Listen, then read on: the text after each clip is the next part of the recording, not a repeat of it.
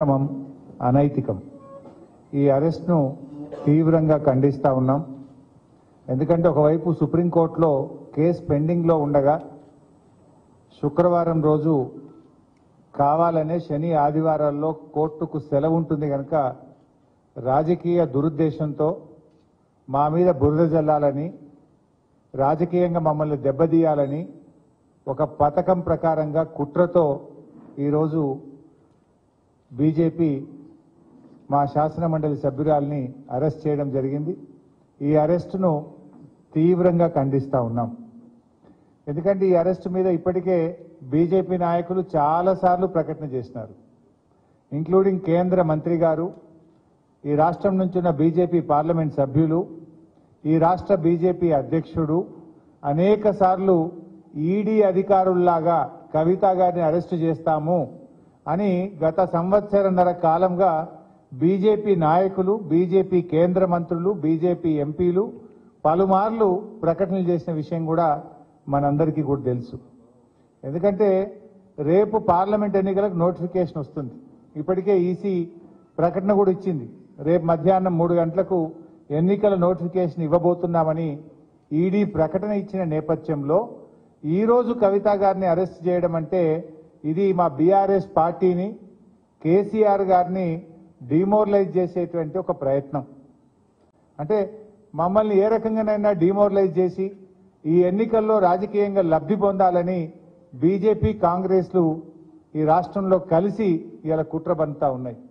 అయినా మా పార్టీ ఉద్యమాల పార్టీ. మాకు ఈ అరెస్టులు కానీ, వేధింపులు కానీ, ఈ కుట్రలు కానీ మాకు కొత్తేమీ కాదు. ఇలాంటి ఎన్నో కుట్రలను, అక్రమ కేసులను, అరెస్టులను ఛేదించి తెలంగాణ రాష్ట్రాన్ని సాధించినటువంటి పార్టీ మా పార్టీ. 14 ఏళ్లు పోరాడి కానే కాదు రానే రాదన్న రాష్ట్రాన్ని సాధించినటువంటి పార్టీ మా బీఆర్ఎస్ పార్టీ. అందువల్ల దీన్ని తప్పకుండా మేము ఎదుర్కొంటాం, రాజకీయంగా ఎదుర్కొంటాం, న్యాయపరంగా కూడా ఎదుర్కొంటాం. మాకు న్యాయ వ్యవస్థ మీద సంపూర్ణమైన విశ్వాసం ఉంది. దీనిపైన న్యాయవాదులతో సంప్రదించి సుప్రీంకోర్టులో వెంటనే ఈ యొక్క అక్రమ అరెస్ట్ మీద మేము పిటిషన్ వేసి మరి లీగల్గా కూడా మేము ఫైట్ చేయడం జరుగుతుంది. అంటే ముఖ్యంగా మీరు ఇవాళ గమనిస్తే ఈరోజు సుప్రీంకోర్టులో కేసు వచ్చింది. ఈరోజు సుప్రీంకోర్టులో కేసు వస్తే దాన్ని సుప్రీంకోర్టులో 19వ తేదీ అంటే జస్ట్ ఆఫ్టర్ 3 days పోస్ట్ అయ్యి ఉంది. ఇప్పటికే సుప్రీంకోర్టులో ఈడీఏ స్వయంగా చెప్పింది, we will not take any coercive steps అని సుప్రీంకోర్టులో స్వయంగా ఈడీఏ చెప్పింది. ఒకవైపు దేశ అత్యున్నత న్యాయస్థానములో మరి చెప్పినటువంటి మాటకు విరుద్ధంగా అది ఒక మహిళను శుక్రవారం రోజు అది సాయంత్రం 6:30 తర్వాత అరెస్ట్ చేయడం అంటే ఇది ఖచ్చితంగా రాజకీయ కుట్ర. ఇది రాజకీయంగా ఎన్నికల ముందు రేపు నోటిఫికేషన్ వస్తుందంటే ఇవాళ అరెస్ట్ చేయడం అనేటువంటిది మా పార్టీని దెబ్బతీయాలని ఒక పథకం ప్రకారంగా ఒక కుట్రతో చేస్తా ఉన్నారు. 19వ తేదీ కోర్టులో కేసులో ఉంది కదా, ఏమంత అర్జెంట్ వచ్చింది ఇవాళని అరెస్ట్ చేయాలని? కోర్టులో ఈ కేసు ఫుల్ మ్యాటర్ని ఎగ్జామిన్ చేస్తా ఉన్నారు. మహిళల్ని ఈడీ అరెస్ట్ చేయొచ్చా, చేయరాదా?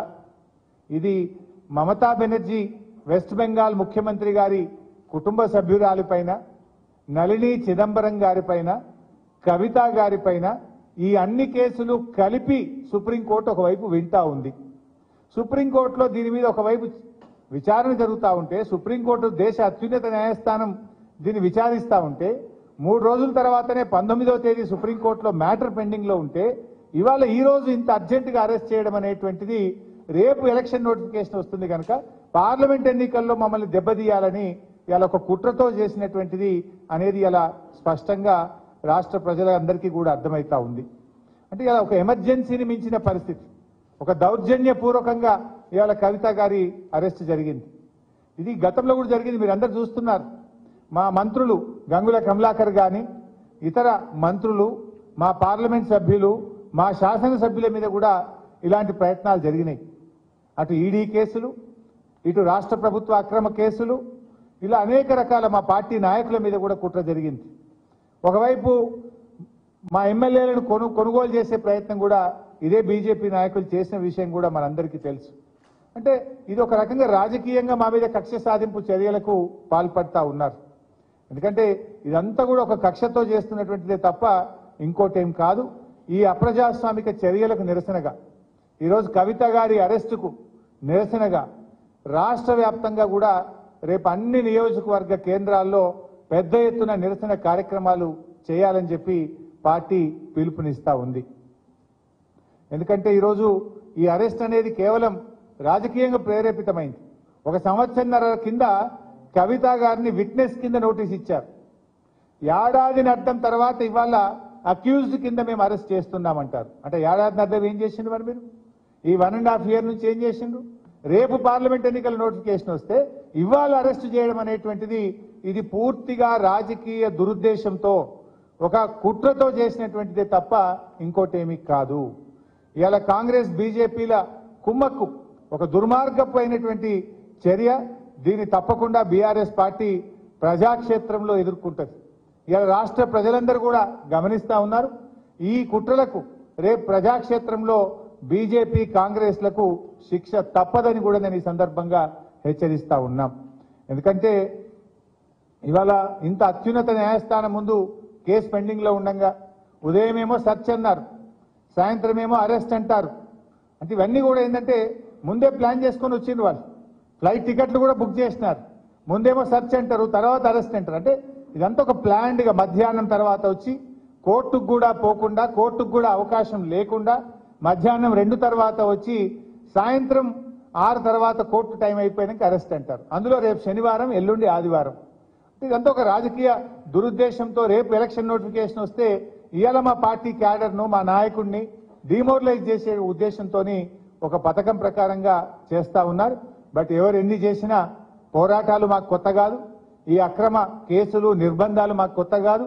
మా పార్టీ పుట్టిందే ఉద్యమాల్లో. తప్పకుండా ఉద్యమిస్తాం, ప్రజాక్షేత్రంలో ఉద్యమిస్తాం, ఈ అక్రమ అరెస్టులకు నిరసనగా ఉద్యమిస్తాం. అదేవిధంగా న్యాయపరంగా కూడా తప్పకుండా పోరాడతాం. న్యాయ వ్యవస్థ మీద మాకు సంపూర్ణమైన విశ్వాసం కూడా ఉంది. రేపు అన్ని నియోజకవర్గ కేంద్రాల్లో కూడా ఎక్కడికక్కడ బీఆర్ఎస్ శ్రేణులు ఈ అక్రమ అరెస్టుకు నిరసనగా పెద్ద ఎత్తున కార్యక్రమాలు చేయాలని చెప్పి కూడా ఈరోజు పార్టీ పిలుపునిస్తా ఉంది.